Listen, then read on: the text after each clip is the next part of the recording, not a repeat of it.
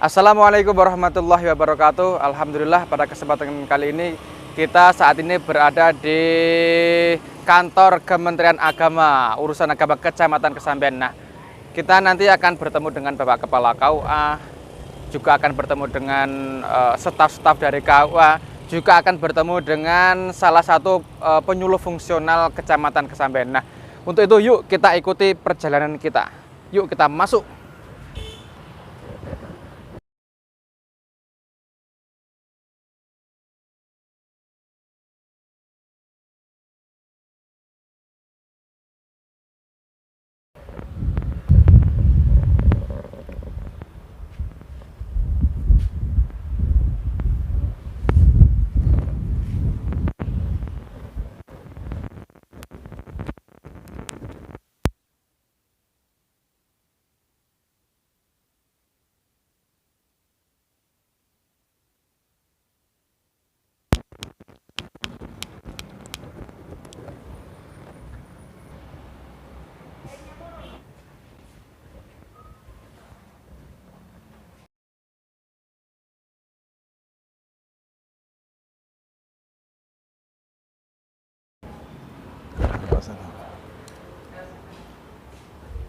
Assalamualaikum. Waalaikumsalam warahmatullahi wabarakatuh. Alhamdulillah. Rabbil alamin.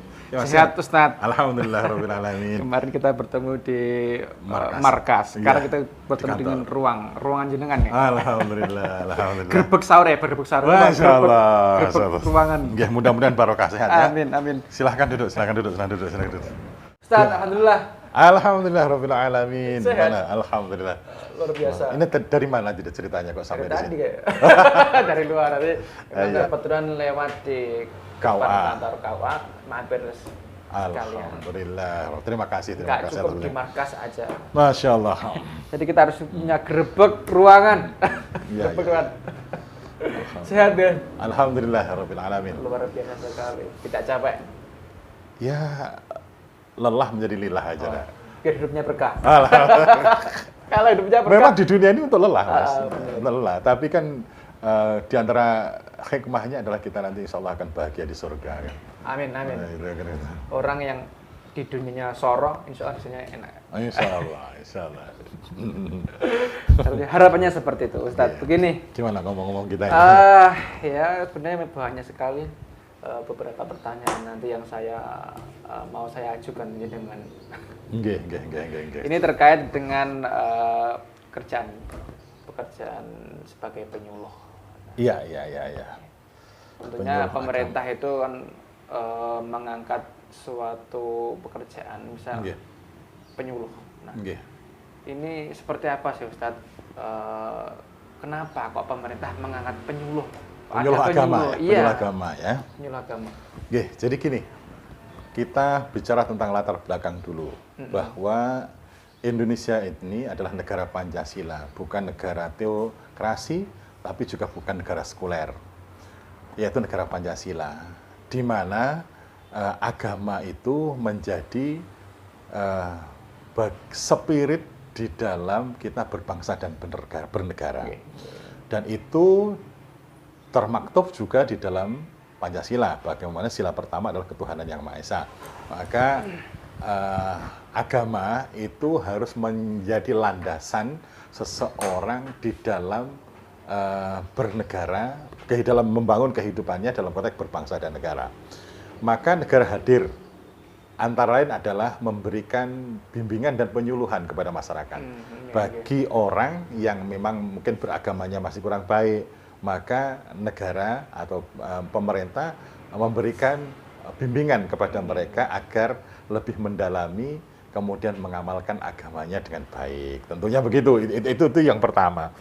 Kemudian yang kedua, bahwa pemerintah itu punya target sebenarnya bagaimana menjadikan umat beragama, selain dia faham dengan agamanya, mengamalkan agamanya, agama apapun pada prinsipnya kan, adalah bagaimana selain dia cinta kepada agamanya, juga cinta Indonesia.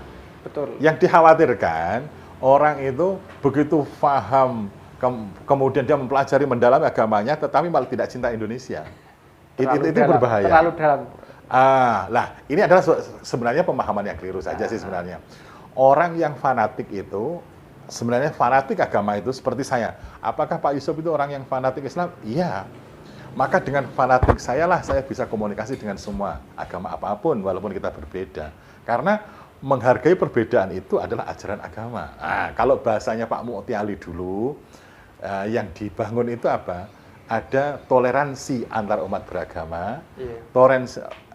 Yang pertama toleransi internal umat beragama, kedua toleransi antar umat beragama, dan yang ketiga adalah toleransi antara umat beragama dengan pemerintah. Gitu. Jadi inilah sebenarnya yang dikemas, yang di-create bagaimana Indonesia itu menjadi sebuah negara yang berbagai macam agama ada, suku ada, tetapi mereka satu dalam bingkai NKRI. Ini sebenarnya yang pengen dikembangkan. Maka lahirlah penyuluh-penyuluh agama. Maka diharapkan dengan agama ini, perbedaan agama bukan menjadi titik untuk berseteru, tetapi dengan agama menjadi titik untuk menguatkan persatuan. Pemersatu. Jadi kalau bersatu dalam keseragaman itu biasa, tetapi bersatu dalam keragaman itu luar biasa. Maka Bhinneka Tunggal Ika. Nah, Pak Menteri Agama kita, Pak Yakut, itu bahkan beliau, saya baca di Twitternya pada tanggal 1 Januari kemarin, dia ingin menjadikan Indonesia itu menjadi barometer kerukunan umat beragama dunia. Wah, ini malah itu. Jadi artinya kita sebagai umat beragama di Indonesia diharapkan malah menjadi contoh dunia. Kita menjadi contoh dunia. Tugas berat tapi mulia. Masya Allah. Karena tidak sedikit negara memanage perbedaan agama itu yang akhirnya menjadi sumber konflik. Kehancuran bangsa, sebuah bangsa bisa hancur. Bahkan mungkin satu agama, tapi mereka tidak paham satu. Nah, jadi ada toleransi internal umat beragama, harus betul-betul, ini harus yang pertama, antara mungkin NU, Muhammadiyah, Persis, Al-Wasliyah, kemudian Nahdlatul Wathon, di Indonesia itu banyak sekali gitu loh. Dan kita harus tahu gitu loh. Nah, ini adalah toleransi internal umat beragama. Jadi kalau bahasa di dalam Islamnya, lana a'maluna walakum a'malukum. Bagiku ya amalan ini kalau ada yang berbeda itu silahkan. Ada yang pakai kunut, nggak pakai kunut itu biasa aja. Karena sama provinsi. Kemudian yang kedua adalah antara umat beragama. Jadi kita walaupun beda keyakinan, tapi kita dalam satu bingkai kesatuan, dalam bingkai negara Indonesia. Maka itu yang Muslim, yang Kristen, yang Hindu, yang Buddha, yang Protestan, yang Konghucu, semua adalah saudara. Maka bahasanya ada yang mengatakan, bagimu agamamu, bagiku engkau adalah saudaraku. Gitu loh ya. Jadi bagimu agamamu, iya, bagimu agamamu dan bagiku engkau adalah saudaraku. Jadi kita berbeda nggak masalah, tetapi kita ini adalah kita bersaudara dalam satu Indonesia. Dan itu juga dicontohkan oleh Nabi Muhammad SAW ketika beliau memimpin Madinah. Ya, bukan hanya penduduknya Muslim, ada Yahudi, Nasrani dan sebagainya. Bahkan Nabi mengatakan, man adza dhimmiyan faqad adzani. Barang siapa yang menyakiti non-Muslim saat itu, tapi mereka yang memang taat, konsisten, komitmen kepada persatuan, ya mereka sama dengan menyakiti aku. Begitulah luar biasanya. Kemudian yang ketiga adalah toleransi antar umat beragama dengan pemerintah. Jangan dijadikan pemerintah menjadi musuh, tetapi ada kemungkinan, tapi bagaimana menjadi mitra. Umat beragama dengan pemerintah itu harus menjadi mitra. Bagaimana membangun kesejahteraan, membangun kesejahteraan masyarakat, membangun martabat, kedaulatan dan sebagainya, ekonomi dan sebagainya. Ini adalah tanggung jawab semua. Maka bangunlah jiwanya, bangunlah badannya. Artinya membangun secara spiritual, emosional, kemudian bangun fisik. Apa artinya kita bangun sampai mercusuar yang begitu, tetapi kalau jiwanya mereka keropos, jiwa mereka adalah hampa, nggak ada kesejahteraan jiwanya, dan itulah letaknya agama. Nah, ini juga dalam disinilah akhirnya Kementerian Agama membuat tema-tema bukan pembangunan ya, pembinaan umat beragama itu adalah tentang moderasi beragama. Ada saling menghargai, kemudian saling bisa kerjasama. Dalam hal tertentu kita tidak mungkin harus satu agama, tapi kita butuh mungkin kerjasama antar umat beragama, apapun latar belakang agamanya yang begitu. Jadi ini satu hal yang sangat penting yang harus dijaga. Jadi oleh sebagian misalnya dianggap pemerintah itu adalah tauhid misalnya kan, bahkan harus diperangi dan sebagainya. Ya ini adalah saya pikir kegagalan memahami teks-teks agama saja. Pada prinsipnya dalam sejarah NKRI pun bagaimana kemerdekaan ini juga atas berkat pengorbanan, keringat, darah, bahkan nyawa para syuhada-syuhada. Artinya kalau ada orang Islam tidak cinta NKRI itu ahistoris. Jadi orang Islam itu mesti cinta NKRI gitu loh, maksudnya kan begitu. Karena inilah pendahulu-pendahulunya, mereka lah yang berjuang membangun negeri ini. Jadi itulah, jangan sampai kalau toh ada kesalahan di pemerintah, ya artinya berikanlah kritik, saran dan sebagainya masukan yang dan itu adalah semua adalah ajarannya gitu loh. Ada kesalahan itu ada, silahkan. Mungkin itu jadi latar belakangnya itu di situ ada penyuluh agama agar kita berperan di masyarakat dalam konteks bimbingan dan penyuluhan. Iya, bimbingan dan penyuluhan kepada masyarakat. Ya di semua agama ada, artinya yang Muslim juga memberikan kepada masyarakat Muslim, kemudian yang Kristen, Buddha dan sebagainya agar mereka memahami dengan agamanya. Tapi bukan hanya selesai memahami dan mengamalkan, tapi bagaimana membangun kerukunan. Nah, itu yang menjadi ikon. Dan ini targetnya Pak Menteri Agama tahun 2022 ini menjadi timeline target kerja bahwa tahun kerukunan umat beragama, dan diharapkan di akhir 2022 ini betul-betul kerukunan umat beragama di Indonesia menjadi contoh dunia bahwa ini sebuah negara dengan berbineka tunggal ika, latar belakang suku, latar belakang agama, tapi mereka bersatu. Itulah yang diharapkan dan itulah sebenarnya yang diajarkan oleh Rasulullah SAW. Berat tapi mulia. Berat dan mulia, itu Masya Allah. Tidak ada tapinya, lain mulia. Iya, berat dan mulia. Itu. Ya, mudah-mudahan. Pokoknya mudah-mudahan kita ini terus berbuat untuk kemajuan bangsa dan negara kita. Ya, mudah-mudahan. Masyarakat sendiri pun dengan adanya penyuluh, apakah merasa nyaman atau seperti apa? Itu tentunya sesuai dengan kinerja kita. Iya. Yang pertama, penyuluh harus betul-betul yang pertama memantaskan diri. Gini-gini, ketika mendaftarkan atau diangkat menjadi penyuluh agama, ya, maka harus yakin bahwa profesi ini atau kerjaan ini adalah kerjaan yang sangat mulia, sehingga ada totalitas di dalam kita memberikan penyuluhan.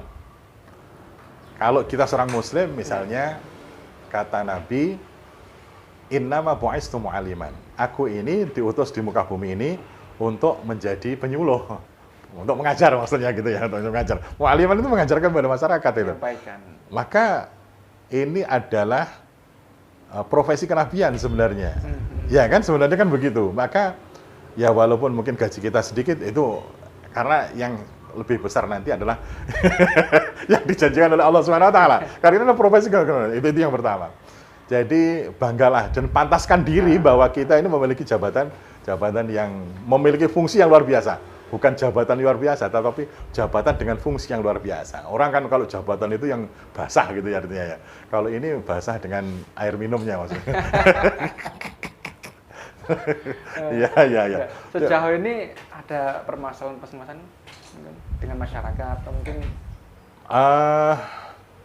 Saya pikir secara umum kita harus memang meningkatkan kualitas aja sih. Artinya kualitas kita. Kalau masyarakat sangat welcome, apalagi Kementerian Agama itu tidak mematok kepada salah satu paham yang artinya bisa diterima oleh semua, harus bisa diterima oleh semua golongan ya, manhaj atau madhab. Nah, yang perlu itu adalah meningkatkan kualitas kita semuanya. Bagaimana menjadi sebuah agen perubahan. Kalau sering saya sebutkan, penyuluh agama itu laksana dokter. Kalau dokter gigi, dokter jantung itu adalah Tobibul Abdan. Mereka itu adalah dokter fisik. Tetapi kalau kita Tobibul Arwah, artinya menjadi dokternya jiwa. Dokter jiwa. Sebenarnya sama itu. Bahkan itu lebih penting. Bahkan sakitnya fisik itu bisa dipengaruhi oleh psikis. Ketika psikisnya sehat, badannya sehat. Kita ini profesi yang selain itu profesi kenabian, profesi dokter. Nah, di dalam dokter itu, dokter yang hebat itu apa? Ketika dia mampu mendiagnosa benar, kemudian memberikan resep yang tepat, kesembuhan akan. Begitupun juga gitu. Diagnosa masyarakat, apa sebenarnya yang sedang dialami oleh masyarakat. Kemudian kita memberikan resep yang tepat, bagaimana menggunakan ayat, menggunakan hadis. Contohnya, wa nunazzilu minal Qur'an ma huwa syifaa wa rahmatun lil mu'minin. Di antara ayat-ayat Al-Qur'an itu menjadi syifa, menjadi obat gitu loh. Obat khususnya adalah syifal qalbi. Iya, khususnya adalah hati. Kalau cara berpikirnya sudah benar, cara merasanya benar, insya Allah efektif untuk memberikan penyembuhan. Ya, maka harus tepat. Jangan sampai misalnya ketika sakit perut yang diobati kepalanya.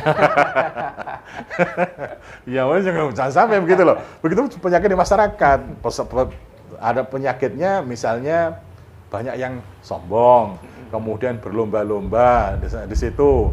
Terus nanti temanya tentang nggak tepat memberikan terapi, maka harus tepat mendiagnosa menyesuaikan tepat. dengan Iya, kondisi. diagnosanya tepat. Apa gejalanya begini, simpelnya begini, maka akhirnya diberikan resep yang tepat. Menarik sekali. Nah, itu harus kita ini sebagai dokter juga, tapi Tobibul Arwah. Kalau dokter yang ada plakat di pinggir-pinggir jalan itu adalah Tobibul Abdan. Sebenarnya kalau ngomong itu penting. Iya. Cuma apresiasi masyarakat mungkin agak kurang. Kalau dokter itu kan apresiasi masyarakat sekali datang mungkin 100.000 misalnya. Tetapi kalau misalnya penyuluh agama diundang Gus Irul atau Gus Solah misalnya datang, mungkin kan begitu loh maksudnya kan. Ini canda nih atau penyuluh ya. Padahal profesi yang luar biasa dari aspek teologis Islam sendiri luar biasa. Dalam aspek sosiologis sebenarnya bahwa agama itu suatu hal yang penting. Tapi kadang-kadang masyarakat kurang begitu menghargai. Kenapa kurang menghargai? Karena juga masyarakat tidak paham sebenarnya. Atau karena kita juga memang kurang begitu memahamkan bagaimana psikologi yang baik itu akan mempengaruhi. Gini Mas, spiritual yang baik itu akan mempengaruhi kinerja saraf yang bagus. Saraf yang bagus akan memproduksi hormon yang bagus. Hormon yang bagus akan mempengaruhi biologis, anatomi biologi kita yang baik. Maka sangat penting sekali.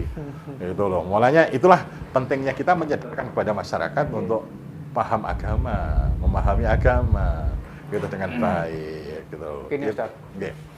Di era seperti ini dengan kemajuan zaman, Ya. IT ini sangat terdepan. Iya. Nah, ini ketika masyarakat kita memberi penyuluhan, kan masyarakat banyak yang bosan. Nah, ini ketika jenengan menyampaikan mungkin bisa menggunakan strategi seperti apa? Ya, kalau yang pertama itu memang kita harus mengikuti zaman. Artinya zaman itu media ya. Artinya di dalam masyarakat kan yang lebih utamakan media daripada yang langsung tatap muka seperti itu. Media. Maka generasi 4.0 ya 4.0 ini adalah di mana ditandai dengan teknologi semakin canggih, semakin canggih gitu ya. Maka kita sebagai penyuluh agama harus sadar itu, bagaimana kita mengisi ruang-ruang di media sosial ini dengan sebaik-baiknya. Harus inovatif. Harus inovatif dalam konteks media yang mengisi media itu gitu loh. Maka dan itu juga gini Mas, ini sebuah kenyataan yang tidak bisa kita ingkari.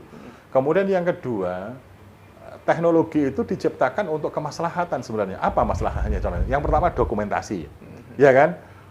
Ketika sekarang kita berbicara 10 tahun 20 tahun, 30 tahun yang datang, jejak digital itu masih kita. Mulanya masih kita kalau mau cari lagi masih gampang.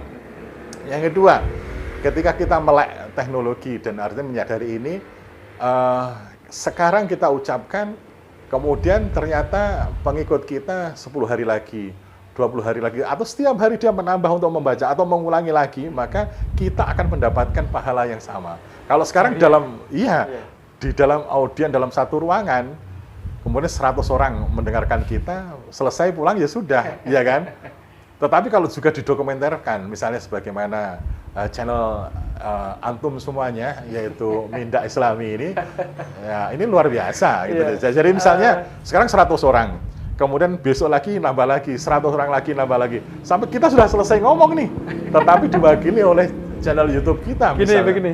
Masya Allah. Sekarang ini kan IT itu kan yang menguasai anak muda yang lebih pintar. Nah, penyuluh ini saya lihat rata-rata banyak yang sudah sepuh.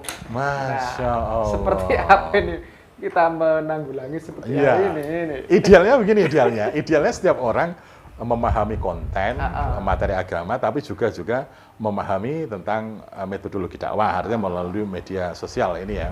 Tetapi sebagian mungkin sudah tidak update tentang materi kemampuan itu, maka yang kedua adalah perlunya untuk kerjasama antara yang senior dengan umurnya, dengan ilmunya, kemudian dengan junior.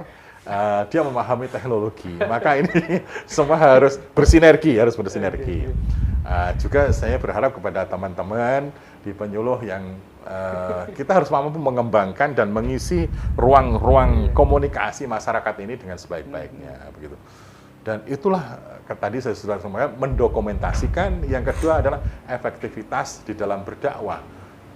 1 bulan yang akan datang ternyata masih banyak viewernya misalnya gitu. Dia baca lagi berapa pahala? Jamaahnya tidak terikat dengan ruang dan waktu. Ruang sekarang di ruang ini misalnya, atau di ruang masjid gitu loh. Dan waktunya sekarang, tapi waktunya bisa besok, bisa didokumentasikan, bisa kapan 1 bulan, bahkan 1 tahun yang lagi, 1 tahun. Sekarang mungkin dianggap tidak aktual, tapi dengan kejadian yang sama di suatu masa materi dengan konteksnya, ada satu kejadian, maka orang akhirnya mencari, temanya tentang apa, misalnya. Ternyata 5 tahun yang akan datang lagi yang meledak menjadi booming ya, menjadi trending, wah luar biasa itu. Nah itu artinya pahala, bahasa sampean tadi bahasa jariah, mengalir. Pahalanya terus mengalir. Man dalla ala khairin falahu mislu ajrin fa'ilihi. Barang siapa menunjukkan satu kebaikan, maka dia mendapatkan pahala orang yang belajar dan orang yang mengamalkannya. Masya Allah, ribuan orang, jutaan bahkan ya. Ada mungkin sekarang ceramah dalam waktu 1 tahun bisa sampai 4 juta orang belajar dari YouTube kita. Itu luar biasa. Inilah artinya harus disadari para penyuluh, berikan kemampuan, tambahkan kemampuan selain konten, tapi juga harus memahami tentang metode ya, artinya dakwah melalui media sosial ini. Penting. Iya, penting. Motivasi kepada para penyuluh. Motivasi penyuluh, jangan dianggap remeh. Penyuluh merupakan profesi yang sangat terhormat dan sangat mulia, perspektif agama kita tentunya. Apalagi dia mampu membuat inspirasi untuk melakukan satu kebaikan. Barang siapa menunjukkan satu kebaikan, dia mendapatkan pahala. Ditambah pahala orang melaksanakan, tambah pahala orang melaksanakan. Untuk menuju itu, maka kita laksana dokter. Harus cerdas memberikan materi. Kalau baca diagnosa, kemudian berikan terapi yang tepat, maka engkau akan diterima karena mereka merasakan khasiat apa yang sedang kita berikan. Maka juga jangan sampai nanti kendalanya akhirnya terlalu mencintai pada penyuluhnya tapi tidak mencintai kontennya. Juga nggak boleh itu ya. Jadi harus mencintai Islam, mencintai Allah, itu adalah yang utama. Itu termasuk min afatil ulama, fitnahnya ulama itu apa? Ya nanti akhirnya takabur, banyak viewernya mau jadi sombong misalnya. Wah, itu bahaya. Riaknya muncul nih. Selera aku mesti nggak enak delok kayak. Yang ada adalah bagaimana masyarakat itu bukan bergantung pada ustadz, tapi bergantung pada Allah. Itu adalah yang penting. Lantaran. Iya, kita hanya lantaran saja memberikan penjelasan kepada mereka. Bukan mereka bergantung pada kita, mereka kagum pada kita, tetapi kagum pada sebuah kebenaran yang diajarkan oleh Allah dan Rasul-Nya. luar biasa sekali. Mudah-mudahan. Semoga bisa menginspirasi, memotivasi bagaimana para penyuluh bisa lebih kreatif, inovatif, lebih semangat, lebih memiliki jiwa-jiwa yang ikhlas untuk berdakwah. Insya Allah. Begitu pula dengan Ustadz, semoga diberikan kesehatan. Amin ya rabbal alamin. Setiap langkah dengan senantiasa dinilai ibadah. Amin. Terima kasih atas kunjungannya ya. Luar biasa. Hanya satu, Ustadz. Apa itu? Tidak ada sungguhannya, belum ada. Masya Allah. Tidak apa-apa, yang penting saya sudah jumpa jenengan itu menjadi obat ini. Mudah-mudahan kita sama-sama untuk memberikan spirit ya, motivasi bahwa kita hidup di dunia ini hanya sekali, buat yang terbaik. Jangan sampai kita konyol sementara waktu kita sudah habis. Artinya dalam kehidupan begitu cepat. Iya, betul. Maka do the best, lakukan yang terbaik untuk kepentingan dakwah Islam. Ya. Bener yang jenengan kata tadi, hidup itu lelah.